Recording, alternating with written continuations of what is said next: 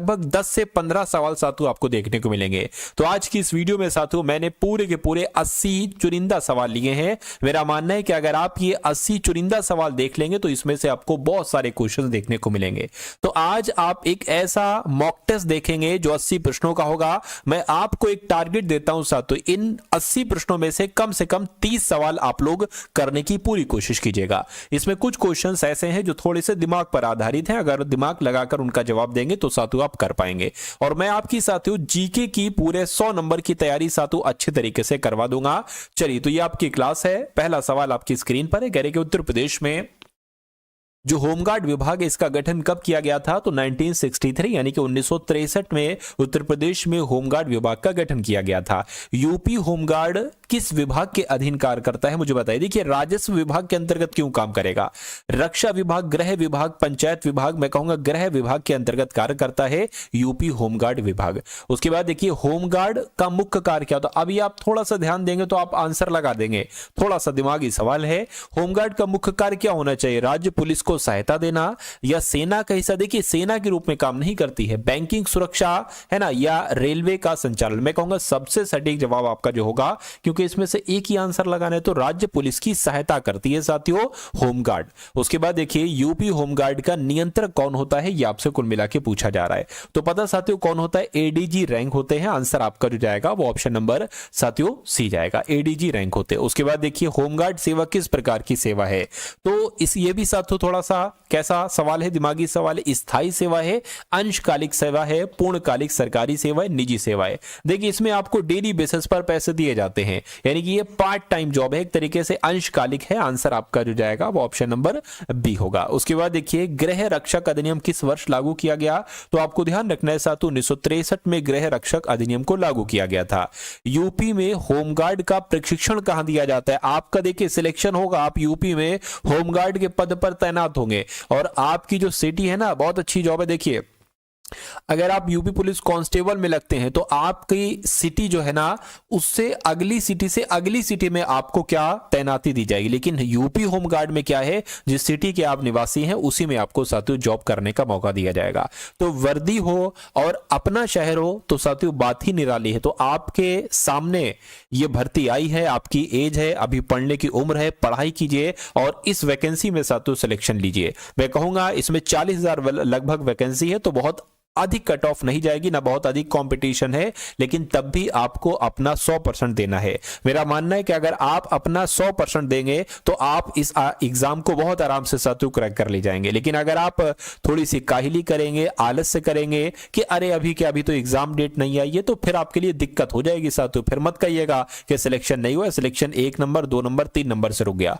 आपको मैं इतना पढ़ा दूंगा कि जितनी कट ऑफ जाएगी उससे 10 नंबर आपके एक्स्ट्रा होंगे, फिर आपको संतुष्टि होगी कि भाई कोई दिक्कत नहीं, एग्जाम में दे आया हूं, मेरे इतने नंबर है कि मेरा आराम से सिलेक्शन हो जाएगा। उसके बाद आप आराम करना, अभी आप आराम मत करिए, है ना। चलिए, तो साथियों मैं आपको डेली एक क्लास दूंगा यूपी होमगार्ड की, उस क्लास को डेली देखिएगा, जीके पर आधारित पूरी क्लास होगी वो, ठीक है ना। चलिए, अगर चैनल पर साथियों नए हैं तो टारगेट सिलेक्शन चैनल को सब्सक्राइब कर लीजिए और इस वीडियो को अगर लाइक नहीं किया तो एक लाइक का बटन साथियों दबा दीजिए। लाइक के बटन से होता कुछ नहीं, बस अच्छा लगता है मुझे।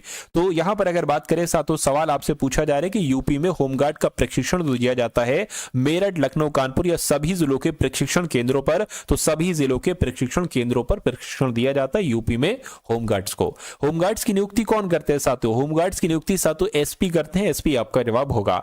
अगला देखिए, यूपी होमगार्ड किस प्रकार का बल है? तो क्या ये एक पैरामिलिट्री बल है, सैन्य बल है, सहायक स्वयंसेवी बल है? मैं कहूंगा सहायक स्वयंसेवी बल है, ये आपको ध्यान रखना है। आंसर आपको ऑप्शन नंबर सी होगा। अगला देखिए, यूपी होमगार्ड का मुख्य नारा क्या है? साथियों बहुत शानदार सवाल आपकी स्क्रीन पर है। यूपी होमगार्ड का मुख्य नारा यहां पर साथियों आपसे पूछा जा रहा है, फटाफट बताइए।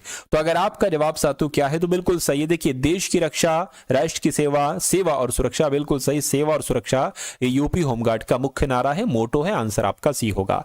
यूपी में होमगार्ड की ड्यूटी कौन तय करता है, मुझे बताइए, कौन तय करता है? फटाफट आप लोग बताइए। एसपी साहब, डीएम साहब, थाना प्रभारी, ये सभी लोग साथियों यूपी में होमगार्ड की ड्यूटी तय करते हैं। हैं। अगला सवाल देखिए, होमगार्ड किस यूनिफॉर्म कलर में होता है, यानी कि अगर आपको जो वर्दी मिलेगी खाकी वर्दी होगी साथियों, वो ध्यान रखिएगा होमगार्ड की, तो काली नीली पीली नहीं मिलेगी, खाकी वर्दी मिलेगी। आंसर आपका अगर सी है तो बिल्कुल करेक्ट है। होमगार्ड किन स्थितियों में बुलाए जाते हैं, तो कब साथियों होमगार्ड बुलाए जाते हैं, भीड़ नियंत्रण करना होती है, बिल्कुल साथियों, पुलिस की सहायता देने के लिए होमगार्ड को तैनात किया जाता है, यातायात प्रबंधन करने के लिए भी किया जाता है, और अगर कोई प्राकृतिक आपदा आ जाती है तब भी होमगार्ड की आवश्यकता होती है। यानी इन सभी कार्यों में होमगार्ड्स बुलाए जाते हैं।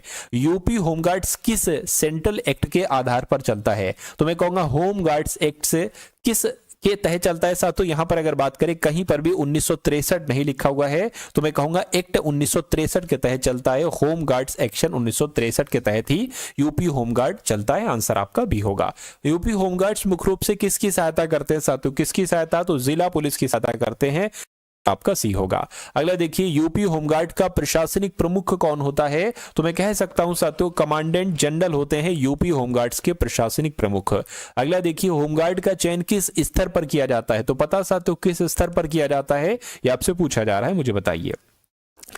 चलिए, तो साथियों जिला स्तर पर किया जाता है, तो जिला स्तर आपके सवाल का जो होगा वो बिल्कुल करेक्ट आंसर होगा। अगला देखिए, यूपी होमगार्ड के जवानों को क्या भुगतान दिया जाता है, क्या आपको नहीं मालूम होना चाहिए क्या भुगतान दिया जाता है साथियों, फटाफट आप लोग मुझे यहां पर बता दीजिए। चलिए साथियों, तगड़ी तैयारी आप लोग कर लीजिए, मौका अच्छा आया है, ये फिर ना कहिएगा साथियों फिर दिक्कत वगैरह आपको लगे, है ना। तो इसलिए आप बिल्कुल शुरू से तैयारी करिए। डेली एक क्लास मैं आपको दूंगा, लेकिन ऐसी क्लास होगी साथियों, समझ लीजिए उसकी कोई दिक्कत, उसको कोई क्या उसका कंपैरिजन नहीं है साथियों। जो पेड कोर्स है उसको भी फेल करा दूंगा, है ना। चलिए, तो एक बार साथियों कमेंट में मुझे ये बता दीजिए कि आप यूपी में किस सिटी से हैं, सिटी का नाम एक बार कमेंट में आप लोग साथियों मुझे लिखकर बता दीजिए। और मैं भी आपको बता देता हूं कि मैं शाहजहांपुर से हूं। कहां से हूं साथियों, शाहजहांपुर से हूं। बहुत सारे बच्चे साथियों शाहजहांपुर के होंगे, है ना, मेरा ऐसा मानना है। यूपी होमगार्ड्स के जवानों को क्या भुगतान दिया जाता है, तो इनको दैनिक भत्ता दिया जाता है। आंसर आपका ऑप्शन नंबर बी होगा। उसके बाद देखिए अगला सवाल है, कह रहे कि यूपी होमगार्ड्स की भर्ती में मुख्य आधार क्या है, तो पता साथियों मुख्य आधार क्या है, तो लिखित परीक्षा है, शारीरिक दक्षता परीक्षा है, या इंटरव्यू है। इंटरव्यू तो नहीं है, है ना। जो अगर बात करें मुख्य आधार जो है ना साथियों, मुख्य आधार क्या है, ये बात आपसे यहां पर कुल मिला के पूछी जा रही है। फटाफट मुझे बताइए। तो मैं कहूंगा लिखित परीक्षा के साथियों बिना नहीं हो सकता। शारीरिक दक्षता परीक्षा की अगर बात करें इसके बिना भी साथियों नहीं हो सकता। तो मैं कहूंगा लिखित परीक्षा मेरे हिसाब से ज्यादा महत्वपूर्ण मुझे लग रही है। खैर शारीरिक दक्षता परीक्षा भी इंपॉर्टेंट है, कोई दिक्कत नहीं है। उसके बाद देखिए होमगार्ड किस बल श्रेणी में आते हैं, तो ये ऑक्सिलरी फोर्स के अंतर्गत आते हैं। आंसर आपका भी होगा। अगला देखिए यूपी होमगार्ड एक्ट किस शासनकाल में पारित हुआ था, तो अगर बात करते हैं पंडित जवाहरलाल नेहरू के शासनकाल में पारित हुआ था, इसलिए इंपॉर्टेंट है यूपी होमगार्ड एक्ट। अगला देखिए होमगार्ड मुख्य रूप से किस कार्य में सहयोग करते हैं, तो किस कार्य में साथ, तो देखिए कानून व्यवस्था बनाए रखने में बिल्कुल, आपदा राहत में बिल्कुल, यातायात प्रबंधन में भी। इसलिए आंसर आपका अगर ऑप्शन नंबर डी है तो बिल्कुल करेक्ट है।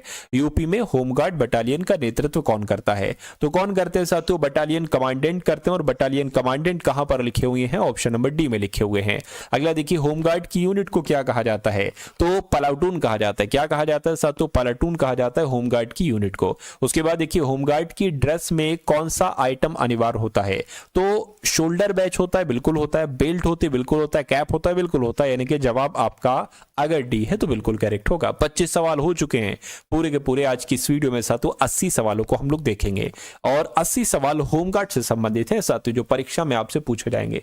यूपी होमगार्ड को किस स्थिति में अपरिहार्य माना जाता है, तो किस स्थिति में, दंगा नियंत्रण की स्थिति में, बिल्कुल भीड़ प्रबंधन की स्थिति में, त्योहारों में सुरक्षा, बिल्कुल साथियों। इस सवाल का जवाब भी साथियों आपका ऑप्शन नंबर डी होगा। उसके बाद देखिए यूपी होमगार्ड किस प्रकार की शक्ति रखते हैं, मुझे बताइए।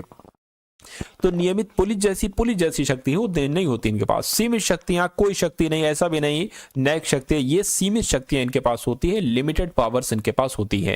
होमगार्ड की नियुक्ति कितने समय के लिए होती है, ये आपसे पूछा जा रहा है, मुझे बताइए। तो स्थायी होती है, अनुबंध आधारित होती है। मैं कहूंगा अनुबंध आधारित आपके सवाल का जवाब होगा। अगला सवाल देखिए यूपी होमगार्ड का प्रशिक्षण कितने चरणों में होता है, तो यूपी होमगार्ड का प्रशिक्षण की अगर बात करते हैं साथियों, ये 3 चरणों में होता है। तो 3 चरण आप आपके सवाल का बिल्कुल सही जवाब है। यूपी होमगार्ड प्रशिक्षण का मुख्य उद्देश्य क्या है कि इनको ट्रेनिंग, प्रशिक्षण की अगर बात करें ट्रेनिंग, इनको ट्रेनिंग क्यों दी जाती है, इसका उद्देश्य क्या होता है? तकनीकी ज्ञान कराना, शारीरिक दक्षता और अनुशासन कराना, केवल हथियार प्रशिक्षण नहीं, कार्यालय का कार्य भी नहीं, मैं कहूंगा शारीरिक दक्षता और अनुशासन, ये मुख्य उद्देश्य होता है। आंसर आपका बी होगा। होमगार्ड को किस अधिनियम के तहत दंडित किया जा सकता है? यानी कि होमगार्ड को भी दंडित किया जा सकता है। बिल्कुल, होमगार्ड एक्ट 1963 के तहत साथियों होमगार्ड को भी दंडित किया जा सकता है। अगला देखिए, यूपी होमगार्ड को ड्यूटी पर किसके समान माना जाता है? यानी कि यूपी होमगार्ड को ड्यूटी पर किसके समान माना जाता है? पीएससी के समान माना जाता है, स्पेशल पुलिस ऑफिसर के समान माना जाता है, बीएसएफ या आर्मी के समान माना जाता है? तो आपका जवाब साथियों क्या होगा मुझे बताइए। उनको एक स्पेशल पुलिस ऑफिसर के रूप में साथियों उनको माना जा सकता है। अगला देखिए, यूपी होमगार्ड की एक प्लाटून में सामान्यतः कितने जवान होते हैं? तो मैं कहूंगा यूपी होमगार्ड की एक प्लाटून में लगभग 30 जवान होते हैं। आंसर आपका ए होगा। अगला देखिए, यानी कि होमगार्ड को हथियार चलाने का प्रशिक्षण कहां दिया जाता है? तो उनको साथियों ये कहां दिया जाता है? ये पुलिस लाइन में दिया जाता है। आंसर आपका ए होगा। उसके बाद देखिए, होमगार्ड को हथियार चलाने का प्रशिक्षण कहां दिया जाता है? तो मैंने आपको अभी बताया पुलिस लाइन में दिया जाता है। यूपी होमगार्ड की भर्ती में उम्र सीमा क्या होती है? तो आपको मालूम है उम्र सीमा क्या होती है साथियों? 18 से 35 साल होती है। बिल्कुल साथियों, 18 से 35 साल होती है ना। अगला देखिए, यूपी होमगार्ड ड्यूटी के समय किसके आदेश का पालन करता है? यानी जो यूपी होमगार्ड है ना, ये ड्यूटी के समय किसके आदेशों का पालन करता है? थाना प्रभारी का आदेशों का पालन करता है। आंसर आपका ए होगा। होमगार्ड किन विशेष अभियानों में शामिल किए जाते हैं? तो अगर बात करते एंटी रोमियो वाला जो अभियान है साथियों, इसमें है बिल्कुल है अपराध नियंत्रण के लिए, बिल्कुल चुनाव ड्यूटी के लिए भी होमगार्ड की तैनाती की जाती है। यानी कि इन सारे कार्यों के लिए होमगार्ड शामिल किए जाते हैं। आंसर आपका डी होगा।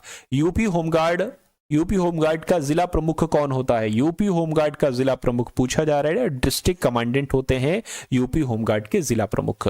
उसके बाद देखिए, होमगार्ड की तैनाती किस आधार पर की जाती है? तो किस आधार पर की जाती है? पुलिस बल की कमी होती है तब की जाती है। हाँ, कोई दिक्कत नहीं, भीड़ को नियंत्रण करने के लिए बिल्कुल प्रशासनिक आवश्यकता पड़ने पर बिल्कुल, यानी कि आंसर आपके सवाल का डी होगा। अगला देखिए, होमगार्ड का वॉलंटियर फोर्स होने का अर्थ क्या होता है? तो क्या होता है साथियों? अस्थाई और सहायक, बिना पैसा, मैं कहूंगा अस्थाई और सहायक आपके इस क्वेश्चन का बिल्कुल करेक्ट आंसर हो जाएगा। यूपी होमगार्ड के लिए न्यूनतम शैक्षणिक योग्यता क्या होती है? एलिजिबिलिटी क्या होती है? 5वीं पास होती है? कि आप 5वीं पास हैं तो फॉर्म भरा है आपने, 8वीं पास है तो फॉर्म भरा है? देखिए 10वीं पास चाहिए होती है और आप 10वीं पास होंगे। आंसर आपका सी होगा, है ना। चलिए, कम से कम 10वीं पास तो आप होंगे, या उसके अलावा 12th ग्रेजुएशन, है ना, पोस्ट ग्रेजुएशन भी आप हो सकता हो किए हुए हों। खैर कोई बात नहीं। अगला सवाल देखिए, यूपी होमगार्ड का प्रत्येक जनपद में मुख्य कार्यालय कहाँ होता है? तो कहाँ होता है साथियों? पुलिस लाइन में होता है। मैं कहूंगा बिल्कुल सही जवाब आपका अगर ऑप्शन नंबर सी है तो बिल्कुल करेक्ट है।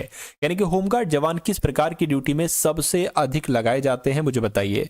त्योहारों में सुरक्षा के तौर पर बिल्कुल, वीआईपी ड्यूटी में, ट्रैफिक कंट्रोल में, यानी कि इन सभी कार्यों में होमगार्ड जवान लगाए जाते हैं। उसके बाद देखिए, यूपी होमगार्ड की कमान किस रैंक के अधिकारी के पास होती है? तो किसके पास होती है साथियों? एडीजी के पास होती है। मैं कहूंगा बिल्कुल एडीजी के पास ही होती है। उसके बाद देखिए, कहा जा रहा है कि होमगार्ड का प्राथमिक उद्देश्य क्या होता है? तो देश की सीमाओं की रक्षा करना। देश की सीमा की रक्षा नहीं करते साथियों होमगार्ड्स, पुलिस बल की कमी को, यहां पर लिखा होना चाहिए पूरा, पुलिस बल की कमी को पूरा करना। बिल्कुल साथियों, पुलिस बल की कमी को पूरा करते। विदेशों में सुरक्षा नहीं, बैंकिंग सुरक्षा नहीं। यानी कि आपके सवाल का जवाब अगर ऑप्शन नंबर बी है तो बिल्कुल सही है। अगला देखिए, यानी कि यूपी होमगार्ड में महिला होमगार्ड की भर्ती कब शुरू हुई? तो यह काम साथियों 1992 से शुरू हुआ था। आंसर आपका ऑप्शन नंबर बी होगा। यानी कि 1992 से पहले होमगार्ड में महिलाएं नहीं होती थी। यूपी होमगार्ड का संचालन किस नियमावली के अनुसार होता है? तो साथियों होमगार्ड रूल्स अगर बात करते 1964 के तहत होता है। ये है ना, कुछ नहीं है साथियों, ये क्या आ गया? तो कुल मिला के अगर बात करें साथियों, होमगार्ड्स रूल्स 1964 जो नियमावली है इसके अनुसार होता है होमगार्ड का संचालन, इसलिए आंसर आपका बी होना चाहिए। ये 196 नहीं है साथियों, 1964 आपका जवाब यहां पर होगा। उसके बाद देखिए, होमगार्ड की ड्यूटी से गैर हाजिर रहने पर क्या कार्यवाही की जा सकती है? तो क्या देखिए, उनको चेतावनी दी जाती है, हाँ, ड्यूटी से निलंबित किया जा सकता है, दंडात्मक कार्रवाई दी जाती है, बिल्कुल। यानी कि ये सारी चीजों में से कोई एक चीज की जा सकती है जब गैर हाजिरी लगेगी। उसके बाद बाद देखिए होमगार्ड का बैज किस जो बैज होता है ये किस पर दर्शाया जाता है, तो कहां पर साथियों दर्शाया जाता है ये आपसे कुल मिला के पूछा जा रहा है। शोल्डर बैज या कैप बैज या बेल्ट बैज। देखिए बेल्ट बैज तो नहीं होता है, लेकिन हाँ शोल्डर और कैप वाला होता है, इसलिए सही जवाब आपका ए भी होगा। चलिए उसके बाद देखिए साथियों नेक्स्ट नंबर का सवाल आपकी स्क्रीन पर है, देखिए सवाल को और बताइए आपका जवाब यहां पर साथियों क्या हो सकता है।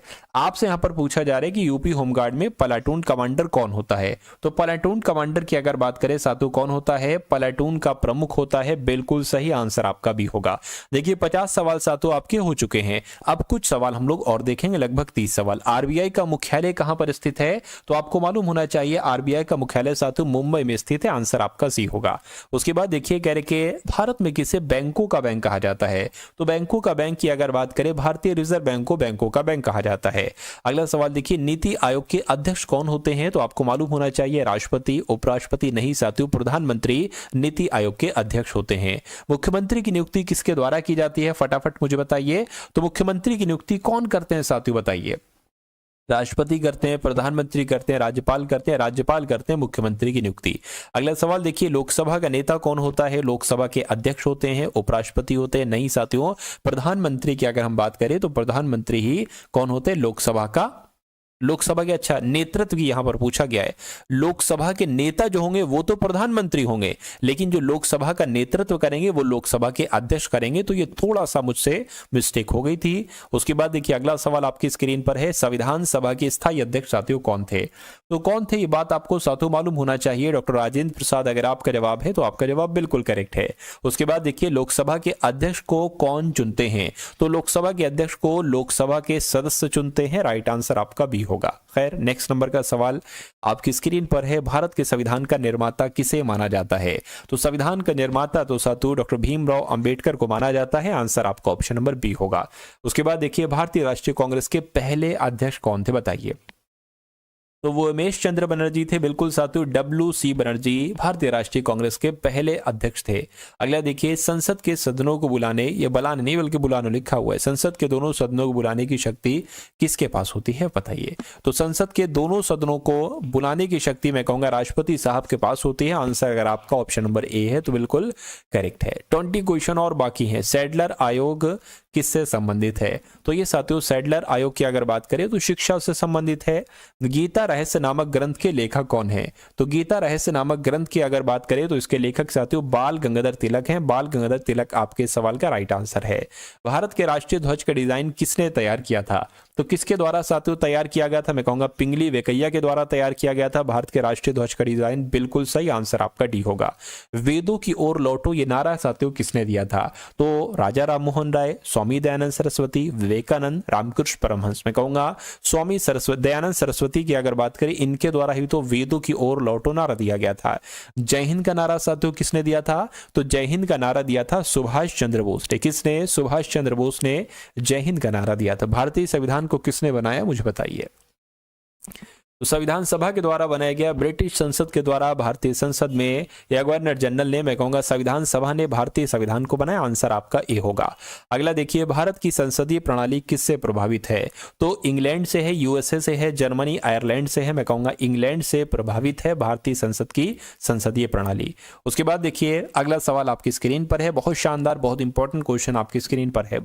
आधुनिक भारत का जनक किसे कहा जाता है, चलिए आधुनिक भारत का जनक किसे कहा जाता है। साथियों मैं आपके लिए क्या कर रहा हूं 100 क्वेश्चन की, क्या पूरे जीके के क्वेश्चन भी होंगे, करंट अफेयर के क्वेश्चन भी होंगे, यूपी जीके के क्वेश्चन भी उसमें होंगे और यूपी होम गार्ड के भी उसमें साथियों क्वेश्चन होंगे, यानी कि 100 सवाल जिसमें ये सारी चीजें साथियों कवर अप हो जाएंगी। मैं कहूंगा धीरे धीरे तो ये साथियों भारतीय हीरा संसाधन ये कहां पर है, ये सूरत में है, आंसर आपका भी होगा।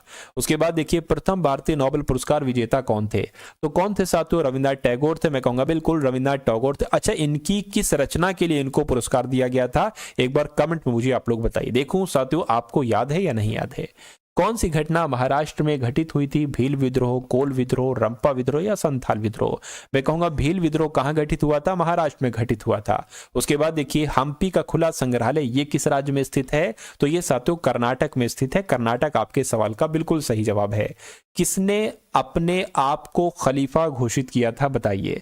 इल्तुतमिश ने, अलाउद्दीन खिलजी ने, महमूद गजनवी ने, मुबारक शाह खिलजी ने, आपसे पूछा जा रहा है। मुबारक शाह खिलजी की अगर बात करें, इसने अपने आप को खलीफा घोषित किया था। गांधी जी ने किस कानून को काला कानून कहा, तो काला कानून किसे कहा, गांधी जी ने रॉलेट एक्ट को कहा। मैं कहूंगा बिल्कुल सही जवाब, रॉलेट एक्ट को गांधी जी के द्वारा काला कानून कहा गया था। नेक्स्ट नंबर का सवाल आपकी स्क्रीन पर है।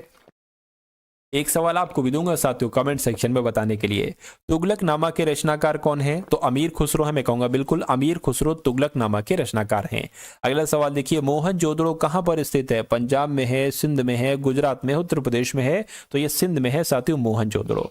उसके बाद देखिए, भारत में मुस्लिम राज्य का संस्थापक किसको माना जाता है, तो भारत में मुस्लिम राज्य का संस्थापक साथियों किसको माना जाता है, मैं कहूंगा मोहम्मद गौरी को माना जाता है। गौरी आपके सवाल का जवाब है। उसके बाद देखिए अगला सवाल आपकी स्क्रीन पर है, कह रहे कि गायत्री मंत्र की रचना किसने की थी, है ना। चलिए देखिए दो सवाल, एक ये सवाल है, एक ये सवाल, इसके बाद एंड है। खजुराहो स्थित मंदिरों का निर्माण किसने किया, कौन सा आपको कमेंट सेक्शन में बताने के लिए दूं, ये वाला या ये वाला। मैं कहूंगा साथियों ये वाला आपको कमेंट सेक्शन में बताना है कि गायत्री मंत्र की रचना किसने की थी, वशिष्ठ ने, विश्वामित्र ने, इंद्र ने या परीक्षित। तो कमेंट सेक्शन के लिए आपका हो गया, इसका आंसर आप मुझे बता दीजिए अभी।